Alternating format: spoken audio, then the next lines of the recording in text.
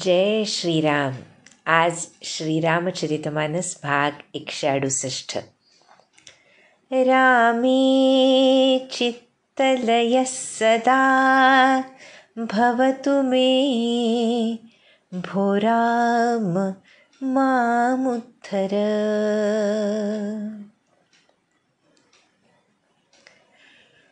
काही दिवसांच्या सद्गुरू कृपांकित अशा चिंतन मननानंतर आज आपण पुन्हा हा पावन ग्रंथ श्रीरामचरितमानस ह्याचं पठण आणि चिंतन सुरू करतो आहोत. आपण बघितलं की ह्या चित्तलयासाठी जे आवश्यक आहे ते भांडवल आम्हाला ह्या भक्तांच्या व्यक्तिरेखांमधून, त्यांच्या भक्तीमधून तुलसीदास सांगतायत. मग निषादराज गुह असो, केवट असो किंवा लक्ष्मण असो, आपण बघितलं की विराग आणि अनुराग ह्या एकाच नाण्याच्या दोन बाजू आहेत. विराग आहे आणि अनुराग नाही, किंवा अनुराग आहे आणि विराग नाही हे संभवत नाही. किंबहुना आमचे महाराज म्हणतात, पहिली पायरी अनुराग आहे. खरं जर प्रपंचातले धक्के बसून आम्ही विरागी झालो असतो तर कधीच झालो असतो. पण अनंत धक्के बसूनसुद्धा अनंत जन्मांमधून आमची खेच ही प्रपंचाकडे, दृश्याकडेच आहे. त्यामुळे जोवर ईश्वरी अनुराग हृदयामध्ये निपजत नाही तोवर खऱ्या अर्थानं मनामध्ये वैराग्य उद्भवत नाही.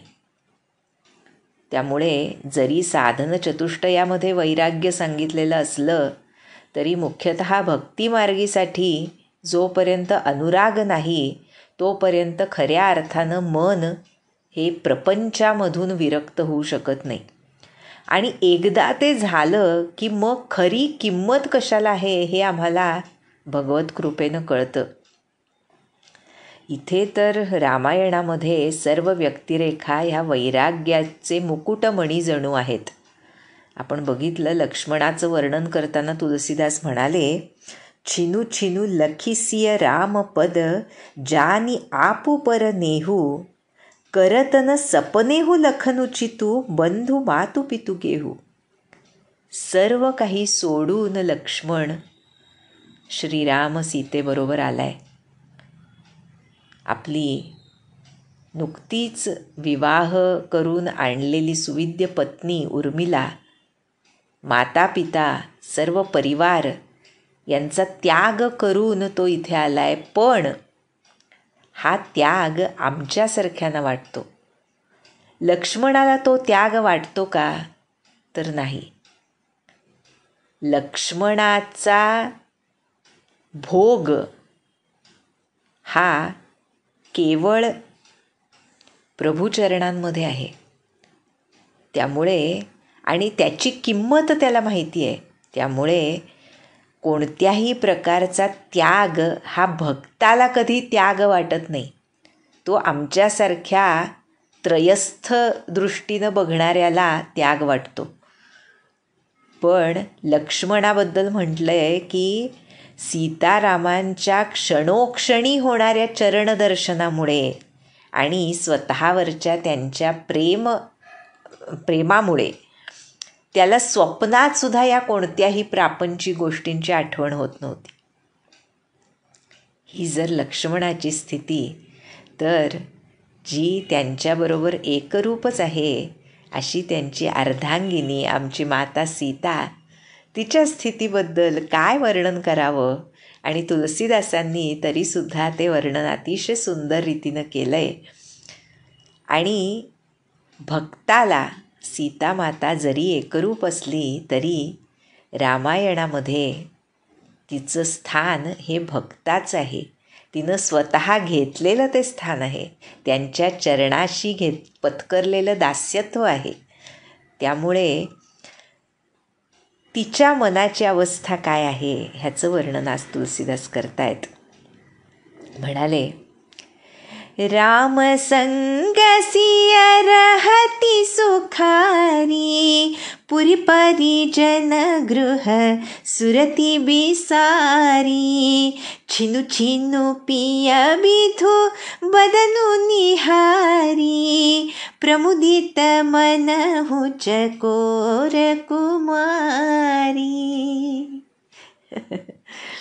म्हणतायत, श्रीरामांबरोबर सीतासुद्धा अयोध्या, आप्तजन आणि घर यांची आठवण विसरून जणू सुखी झाली होती. रहती सुखारी, सुखामध्ये राहत होती त्या वनामध्ये, काननामध्ये. म्हणतायत, छिनू छिनू पिय बिधू बदनू निहारी.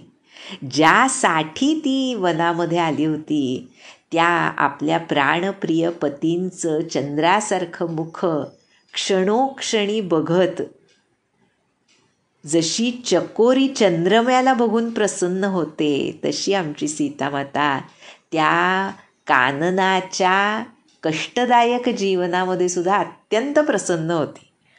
प्रमुदित मनहु चकोर कुमारी म्हटले. पुढे म्हणतात, नाहने हुनित बढ़त बिलोकी, हर्षित रहती दिवस जिमी कोकी, सिय मनु राम चरण अनुरागा, अवध सहस सम बनु प्रिय लागा. म्हणतायत, नाह नेहु नित बढत बिलोकी. आपल्या प्राणप्रिय स्वामींचं आपल्यावरचं नित्य वाढत जाणारं प्रेम बघून सीता अशी हर्षित होत होती जशी दिवस उगवल्यावर चकवी पक्षी जशी प्रमुदित होते तशी होत होती. आणि का हे सांगितलंय, सिय मनु राम चरण अनुरागा, अवध सहस सम बनु प्रिय लागा. आहा, कसं प्रिय वाटतंय वन सीतामातेला, तर हजारो अयोध्यांप्रमाणे प्रिय वाटतंय. म्हणजे ते कष्ट तिला कष्ट वाटतच नाही आहेत. जसं मगाशी म्हटलं की तो त्याग तिला त्याग वाटतच नाही आहे, किंबहुना ते तिच्यासाठी परमोच्च आनंदाचं निधान आहे. का? कारण तिचं मन श्रीरामांच्या चरणी अनुरक्त आहे. त्या अनुरक्तीमुळे तिला वनाचं ऐश्वर हे हजारो अयोध्यापुरींपेक्षा अतिशय मूल्यवान असं वाटतंय, प्रिय वाटतंय. आणि त्यामुळेच पर्णकुटी प्रिय वाटतेय. म्हणतायत, पर्णकुटी प्रिय प्रियतम संगा, प्रिय परिवारु कुरंग बिहंगा, सासू ससुर सम मुनितीय मुनिबर, असनु अमीय सम कंदमूल फर. केवळ त्या प्रियतम श्रीरामांच्या संगतीमुळे ती पर्णकुटीसुद्धा अतिशय आवडीची आहे. तिच्या आवडतीये तिला. तिथले पशुपक्षी हे प्रिय कुटुंबियांप्रमाणे वाटत आहेत. मुनिपत्नी ह्या सासूसारख्या, श्रेष्ठ मुनिवर्य हे सासऱ्यांसारखे वाटत आहेत. आणि कंदमुळं फळं यांचाच आहार आमच्या मातेला अमृतासारखा प्रिय वाटतोय. इथे हा भक्त भगवंतांचा संबंध आहे पहा.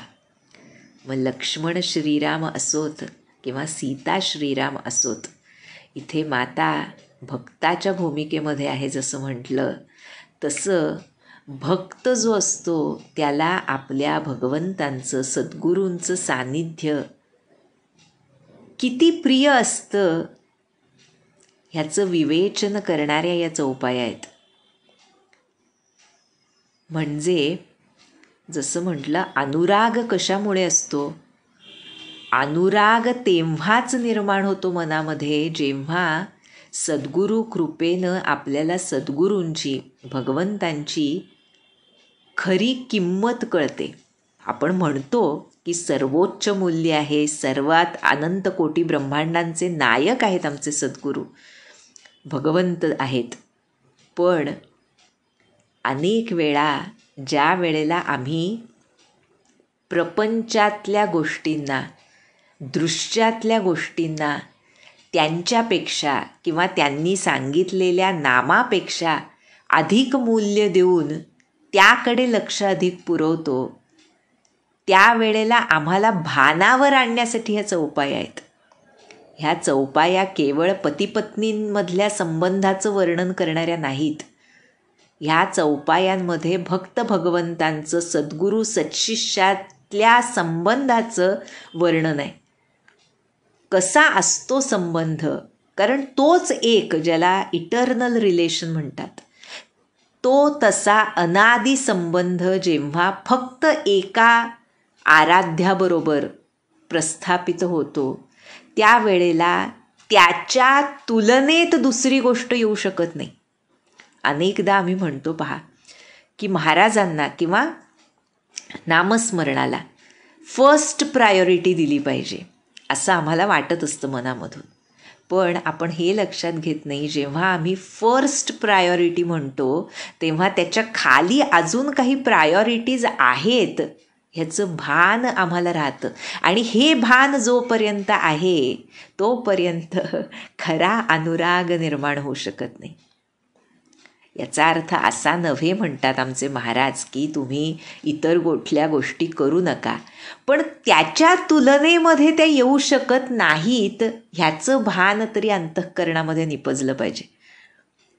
तरच खऱ्या अर्थानं माझी ओनली प्रायोरिटी, फर्स्ट प्रायोरिटीपासून ओनली, आत्ता सध्या आमच्या प्रायोरिटीज अजून वेगवेगळ्या आहेत, पण अगोदर ती फर्स्ट प्रायोरिटी व्हायला पाहिजे आणि मग तिथून पुढे ती ओनली प्रायोरिटीकडे आपला मोहरा वळला पाहिजे.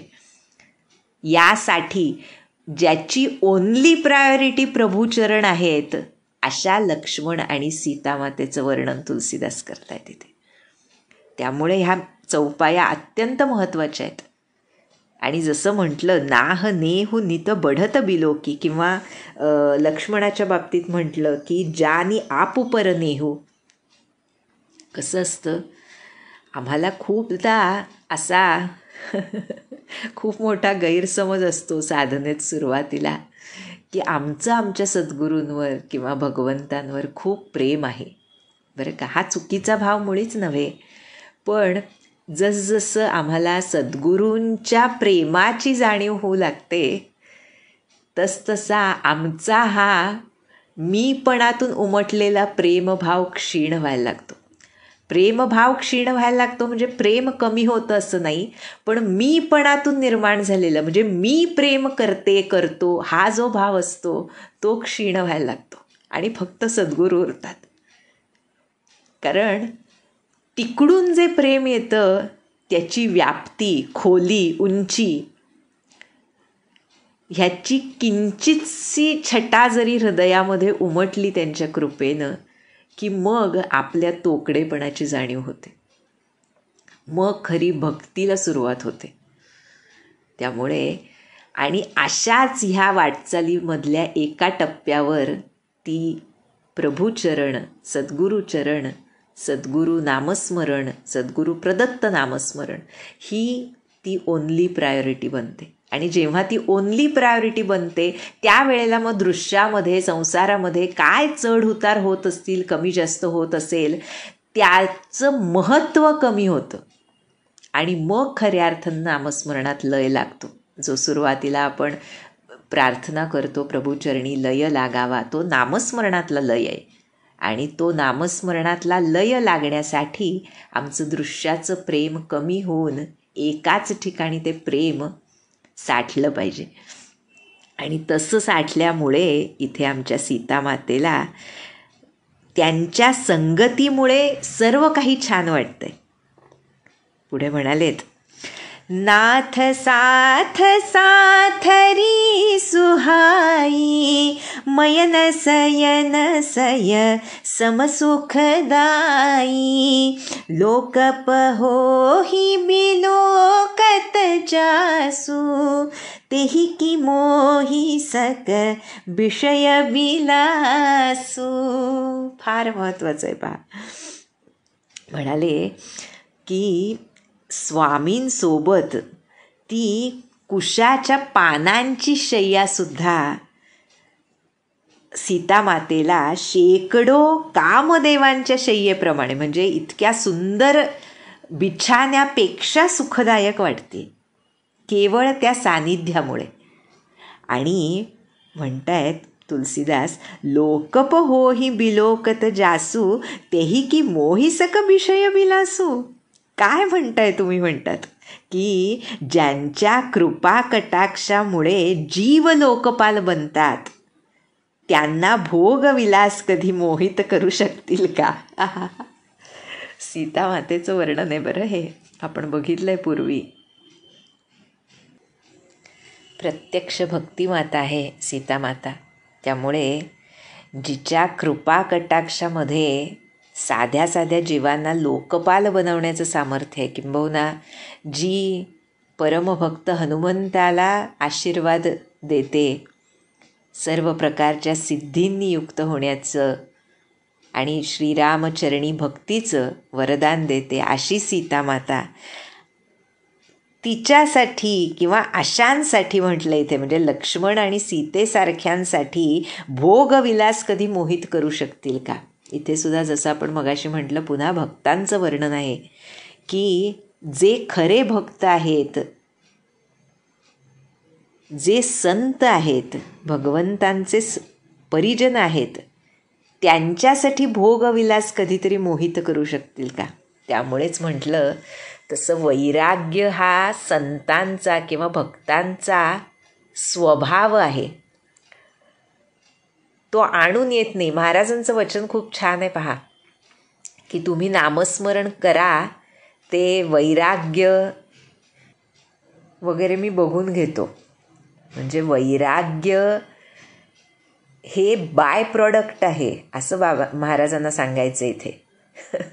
की तुम्ही अगोदर अनुराग जर निर्माण झाला नामस्मरणामध्ये प्रेम जर आलं, अर्थात त्यांच्या कृपेनं, पण त्यामध्ये आमचे 100% प्रयत्नही तितकेच महत्त्वाचे आहेत, ज्यानं ती कृपा रिसीव्ह करण्याची कवाडं आमची उघडतात. त्यामुळे असे जे भक्त आहेत, असे जे संत आहेत, त्यांच्यासाठी भोग विलासांचा त्याग ही काही फार मोठी गोष्ट नाही. खरोखर जसं आपण पूर्वी पण बघितलं, ह्या कोणत्याच लौकिक उपमा त्या भगवत प्रेमाला लागू होत नाहीत, सूटच होत नाहीत. म्हणजे त्याची कंपॅरिझनच होऊ शकत नाही. केवळ आमच्यासारख्यांना कळण्यासाठी म्हणून ते उपमा आणि रूपकं देऊन आम्हाला समजावलेलं असतं की जसं लोभ्याला धन प्रिय असतं, तसा भक्ताला भगवंत प्रिय असतो. म्हणजे ह्या दोन गोष्टी इतक्या परस्पर विरोधी आहेत, पण आम्हाला समजू शकतं, कारण धनाचा लोभ आमच्या आतमध्ये कुठेतरी दडलेला असतो. त्यामुळे आम्हाला समजू शकतं. रामकृष्णांचं उदाहरण आपण बघितलं की ते म्हणतात की एका चांगल्या पतिव्रता स्त्रीचं आपल्या पतीवरचं प्रेम, किंवा पतीचं आपल्या पत्नीवरचं प्रेम, आईचं आपल्या लेकरावरचं प्रेम आणि लोभ्याचं आपल्या धनावरचं प्रेम, हे तिन्ही एकत्र करून जेव्हा तुम्ही भगवत चरणी लावता, तेव्हा ते खरा तो अनुराग निर्माण होतो. असं त्यांचं म्हणणं आहे.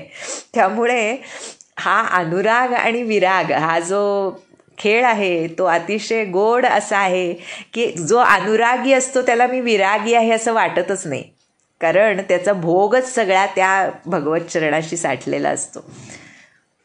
आणि जो विरागी असतो त्याचं वैराग्य तेव्हाच टिकतं जेव्हा तो अनुरागी असतो.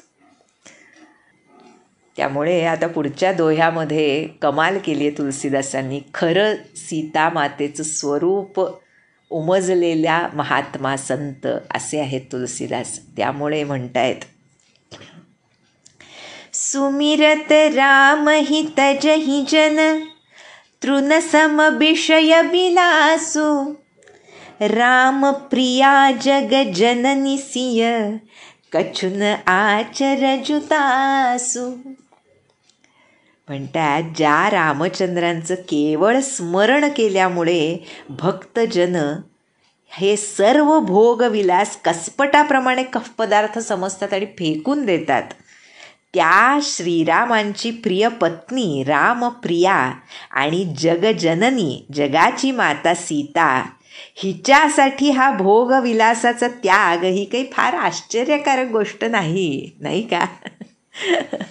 जेव्हा जेव्हा आपण म्हणतो केवढा त्याग केला सीतामातेनं, तेव्हा तेव्हा हे लक्षात घ्यावं की आपल्याला तिच्या अंतरातला अनुराग उमजलेला नाही, त्यामुळे तो त्याग वाटतो. अर्थात लौकिक दृष्टीनं तो त्याग वाटतो आपल्याला, पण भक्तांचाच जिथे लौकिक भावच पुसला गेलेला असतो तिथं ही प्रत्यक्ष अलौकिक भक्ती माता तिच्या अंतरंगामध्ये भोगविलासाबद्दल तृष्णा असणं किती हास्यास्पद आहे असं इथे तुलसीदास आम्हाला सांगतात.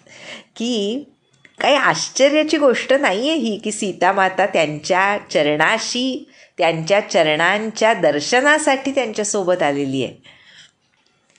हे केवळ पत्नीचं पतीवरचं प्रेम आहे असं नाही. जसं अगोदर म्हटलं तसं आम्ही कसं असलं पाहिजे सद्गुरूंच्या चरणद्वयांच्या तृष्णेसाठी, त्या अनावर अशा लालसेसाठी. जसं आमचे महाराज म्हणाले कुठलेच विकार त्याज्य नाही आहेत. लोभ जो आम्ही म्हणतो तो जर सद्गुरू चरणांचा असेल, त्यांच्या दर्शनाचा असेल, त्यांनी दिलेल्या नामस्मरणाचा लोभ असेल आणि जर आम्ही वेळ चोरून प्रपंचामध्ये नामस्मरण करत असू तर मगच आम्हाला खऱ्या अर्थानं जो वेळ आम्ही दृश्यामध्ये घालवतो आहोत तो मी कसा कमी करू शकेन याकडे आमची दृष्टी वळते आणि मग खऱ्या अर्थानं नामामध्ये प्रेम येतं सद्गुरुकृपेनं म्हणतात महाराज. त्यामुळे ह्या सर्व चौपाया आम्ही भक्त कसं बनलं पाहिजे हे आम्हाला शिकवणार आहेत. आणि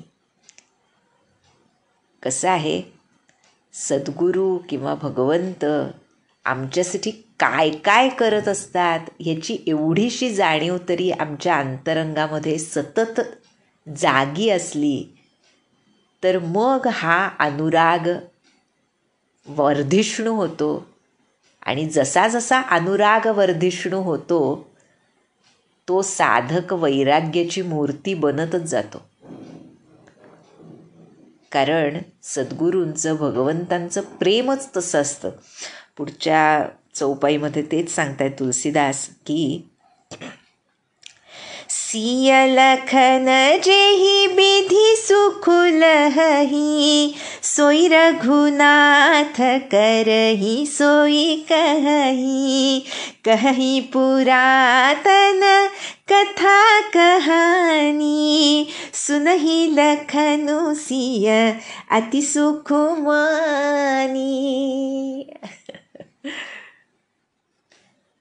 जोई जोई प्यारो करे सोई मोहे भावे भावे मोहे जोई जोई सोई करे प्यारे.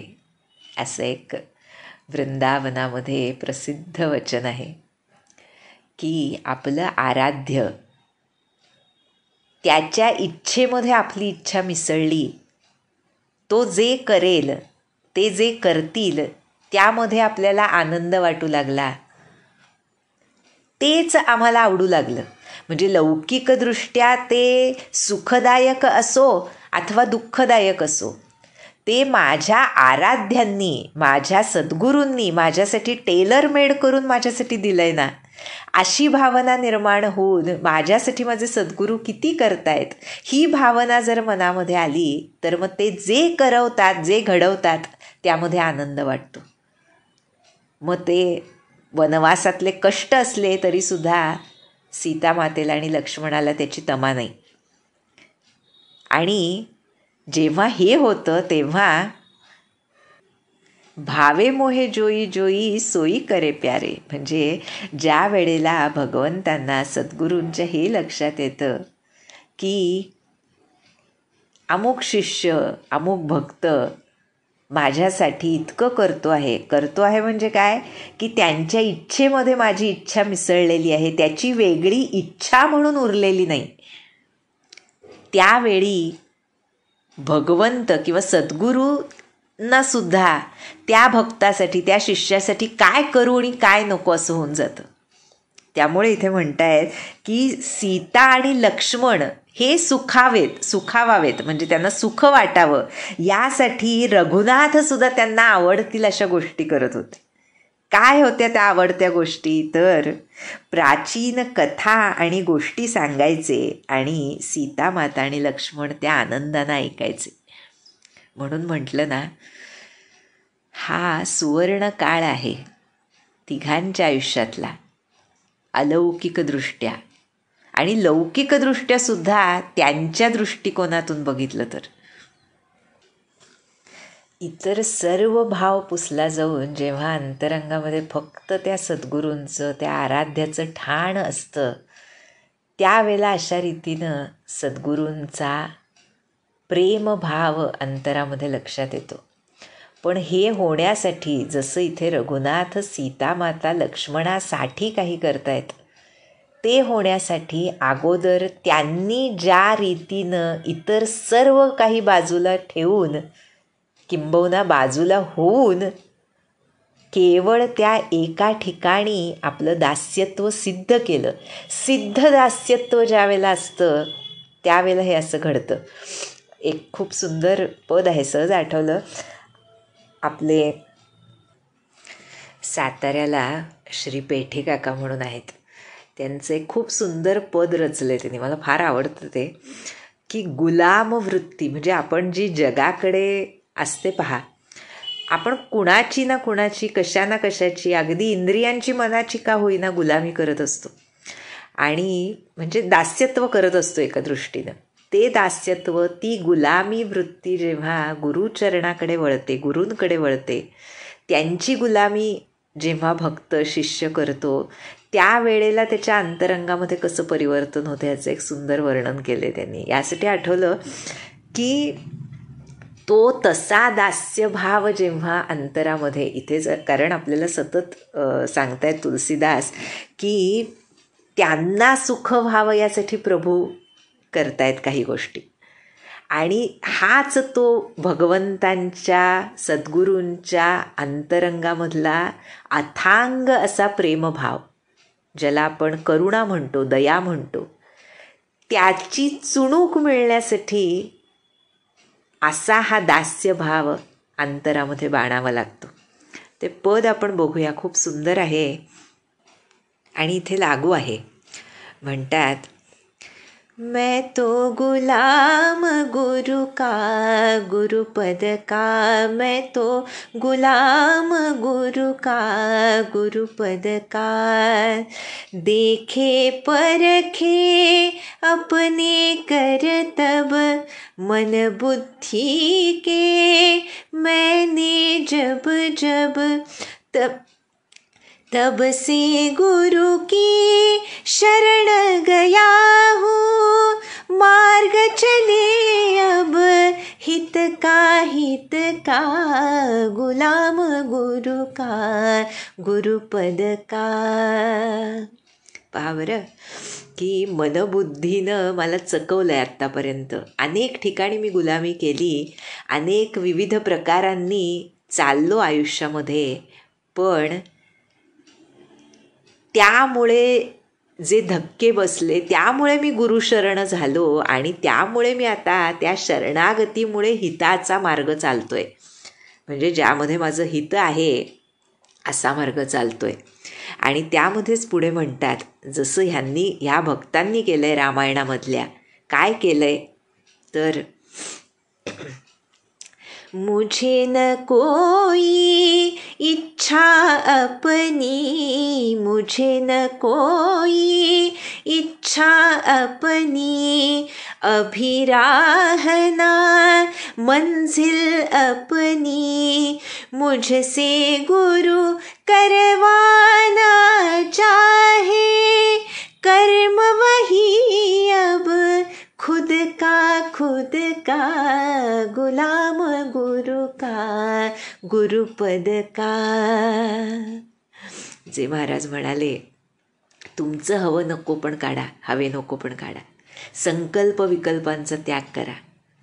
ज्या वेळेला तो लौकिक संकल्पांचा त्याग होतो त्या ठिकाणीच भगवत संकल्पाचा उदय होतो. त्यामुळे मग ते जे करवतायत माझ्याकडून, जे माझ्या आयुष्यात करतायत, त्याचा सहज स्वीकार व्हायला सुरुवात होण्याची पायरी आहे ही. जशी इथे सीतामातेची, लक्ष्मणाची, ही खूप उच्च उदाहरणं आहेत, पण ही भक्तांची उदाहरणं आहेत रामायणामध्ये. त्यामुळे त्याचं रिलेशन आमच्या आयुष्यामध्ये कसं आम्ही करू शकतो, कसं केलं पाहिजे, यावर चिंतन घडणं महत्त्वाचं आहे. आणि ह्याचा परिपाक काय होतो हे शेवटच्या कडव्यात सांगितलं आहे काकांनी. म्हणाले, करता हूँ निज कर्म पुराना, करता हूँ निज कर्म पुराना, क्या बदला है कहीं जमाना, क्या बदला है कहीं जमाना, बाहर से तो दीन वही है, बाहर से तो दीन वही है, अंदर कण कण गुरु का, अंदर कण कण गुरु का, गुलाम गुरु का, गुरुपद का, मैं तो गुलाम गुरु का, गुरुपद का. त्यामुळे बाह्यांगानं आम्ही काय करतो ह्याला महत्त्वच नसतं खरं परमार्थ मार्गामध्ये. बाह्यांग किती महत्त्वाचं, आमचे महाराज म्हणतात की बाह्यांगाला तितकंच महत्त्व जितकं अंतरंगामधल्या साधनेला उपयुक्त ठरेल. त्याच्या पलीकडे बाह्यांग महत्त्वाचं नाही, कारण ती उपाधी आहे किती नाही म्हटलं तरी. त्यामुळे जितकी उपाधी कमी तितकं आम्ही उपाधिरहित भगवंताच्या निकट पोहोचतो. त्यामुळे कोणत्याही हवे नकोपणाची उपाधी ह्या भक्तांनी टाकली केवळ ईश्वरीय अनुरागामुळे, आणि त्यामुळे ते भगवंतांच्या हृदयातलं प्रेम त्यांच्यावर बरसलं. नुसतं प्रेम बरसत नाही तर महाराज आमचे म्हणतात, कुठलीही व्यक्ती दुश्चित्त झाली की मला खूप त्रास होतो. काय पहा, जे सर्व त्रासाच्या पलीकडे गेलेत त्या महाराजांना ते महाराज म्हणतात, मला कुणाचं दुःख बघवत नाही. आणि ह्याच अयोध्येच्या प्रजाजनांचं दुःख रामचंद्रांनाही भगवत नाही. त्यामुळे तुलसीदास म्हणतायत, जब जब राम अवध सुधि करही, तब तब बारी बिलोचन भरही, सुमिरी मातु पितु परिजन भाई, भरत स्नेहु सीलु सेवकाई, कृपा सिंधु प्रभु होहि दुखारी, धीरजु धरहि कुसमउ बिचारी, लखिसिय लखनु बिकल होई जाही, जिमि पुरुष ही अनुसर परिचाही, प्रिया बंधु गति लखी रघुनंदनु, धीर कृपाल भगत उर चंदनु, लगे कहन कछु कथा पुनीता, सुनील सुखुल ही लखनु अरु सीता, राम लखन सीता सहित सोहत परन निकेता, जिमि बासव बस अमरपुर, सची जयंत समेता, जोग वही प्रभु सिय लखन ही के, पलक बिलोचन गोलक जैसे, सेवही लखनु सिय रघुबरही, जिमि अबिबेकी पुरुष शरीरही। एहि विधि प्रभु बन बसहि सुखारी, खग मृग सुर तापस हितकारी, कहिउ राम बन गवनु सुहावा, सुनहु सुमंत्र अवध जिमि आवा। तुलसीदास वर्णन करतायत, श्रीरामांना जेव्हा अयोध्येची आठवण व्हायची तेव्हा त्या कमलनयनांमध्ये अश्रू साठायचे. माता पिता कुटुंबीय बंधूंचं, मुख्यतः भरताचं प्रेम, शील आणि त्याचा सेवाभाव आठवून कृपासागर प्रभू दुःखी व्हायचे. पण सध्या वेळ वाईट आहे असं समजून धीर धरायचे. आणि जसं मनुष्याचं प्रतिबिंब मनुष्याप्रमाणेच वागतं नाही का, त्याप्रमाणे श्रीरामांना दुःखी झालेलं बघून सीता आणि लक्ष्मण सुद्धा व्याकुळ होऊन जायचे. पण मग सीता आणि लक्ष्मणाची दशा बघून करुणानिधान भगत उरचंदनू, भक्ताच्या हृदयीचं चंदन जणू असे श्रीराम, धैर्यवान, कृपाळू आणि भक्तांचं हृदय शांत करणारे असे श्रीराम प्रिय पत्नी आणि बंधूची दशा बघून पुन्हा काहीतरी पवित्र अशा कथा सांगायचे आणि पुन्हा लक्ष्मण आणि सीता सुखावायचे. अशा रीतीनं तुलसीदास म्हणतात, जसा अमरावतीमध्ये इंद्र शची आणि पुत्र जयंतासह राहतो, त्याप्रमाणे लक्ष्मण आणि सीता श्रीरामांसह पर्णकुटीत शोभून दिसत होते. पुन्हा इथे तुलना होऊ शकतच नाही, पण त्यांना सांगायचे की ते अमरावतीचं वैभवच ह्या पर्णकुटीमध्ये प्रकट झालं होतं, श्रीराम सीता लक्ष्मणाच्या रूपानं. आणि ज्याप्रमाणे पापण्या डोळ्यांचं रक्षण करतात, त्याप्रमाणे प्रभू श्रीराम सीतेचं आणि लक्ष्मणाचं रक्षण करत होते, काळजी घेत होते त्यांची. आणि आता पुढचा जो चरण आहे तो म्हणजे तुलसीदासांच्या प्रतिभेचा उत्कर्ष असा वाटतो. सेवही लखनु सिय रघुबीरही, जिमी अबिबेकी पुरुष शरीरही. पुन्हा आमचे महाराज आठवतात, म्हणतायत, ज्याप्रमाणे अज्ञानी मनुष्य शरीराची सेवा करत असतो, बरं का, शरीराभिमुख असतो तो, देह मन बुद्धीच्या अभिमुख असतो, त्याप्रमाणे जसा अविवेकी पुरुष, अज्ञानी पुरुष शरीराची सेवा करतो, त्याप्रमाणे लक्ष्मण सिय रघुवीरची सेवा करतो, सीतारामांची सेवा करतो. कसलं उदाहरण दिलंय पहा, की आमच्यासारख्या आम्ही देहबुद्धीशी किती निगडीत असतो ह्याचं हे उदाहरण आहे, आम्हाला तिथून तोडण्यासाठी. बरं का, की आमचे महाराज खरंच म्हणजे ना, महाराजांची पदोपदी आठवण झाल्याशिवाय राहतच नाही. की महाराज म्हणाले, मनाचं देहाशी किती तादात्म्य आहे, तसं तादात्म्य नामाशी असलं पाहिजे. पहा बरं, म्हणजे आमचं देह तादात्म्य किती घट्ट असतं की त्याला उपमा साजते भक्तांच्या प्रभुचरणांशी किंवा नामाशी असलेल्या निकटतेनं, सानिध्यानं, तादात्म्यानं.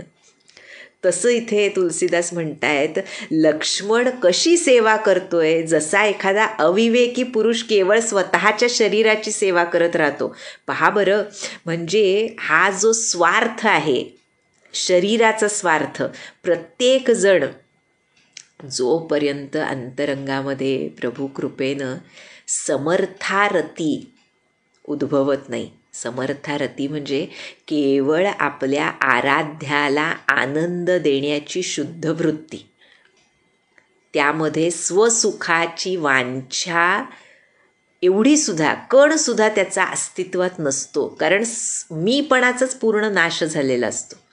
एक प्रकारे ज्ञानोत्तर भक्तीच ही, पण भक्तिमार्गातला उत्कर्ष आहे हा. त्यामुळे अशी सेवा लक्ष्मण सीतारामांची करतोय. एखादा स्वार्थी मनुष्य जसा शरीराची सेवा करेल स्वतःच्या, म्हणजेच त्याला सीतारामांच्या सेवाभावामध्येच त्याच्या आयुष्याचा स्वार्थ साठलेला आहे. महाराज म्हणाले ना, स्वार्थ खरा साधार आहे. कुठं आहे तो स्वार्थ? लक्ष्मणाच्या अंतरंगामध्ये तो स्वार्थ आहे, खरा स्वार्थ, केवळ सीतारामांची चरणसेवा. अशा रीतीनं आमच्याच अंगच्या दोषांना काढण्यासाठी त्याच दोषाचं उदाहरण किंवा रूपक तुलसीदासांनी खऱ्या भक्तीला दिलं आहे. त्यामुळे म्हटलं की प्रतिभेचा उत्कर्ष आहे हा. आणि अशा रीतीनं पुढं म्हणाले की सर्वांचे हितकारी, पक्षी पशु देवता तपस्वी यांचे हितकारी असे प्रभू अशा रीतीनं लक्ष्मण आणि सीतेसह सुखानं वनात निवास करतायत. आता म्हणतात तुलसीदास की मी अशा रीतीनं सुंदर त्यांचं वनगमन, सुंदर वनगमन म्हटलंय बरं, त्याचं वर्णन केलं. आता मी वर्णन करतो सुमंत्र जेव्हा अयोध्येमध्ये परत आले तेव्हा काय घडलं ह्याचं वर्णन आता करतो असं तुलसीदास सांगतायत. ते आपण पुढच्या भागामध्ये बघूया. जानकी जीवनस्मरण. जय जय राम.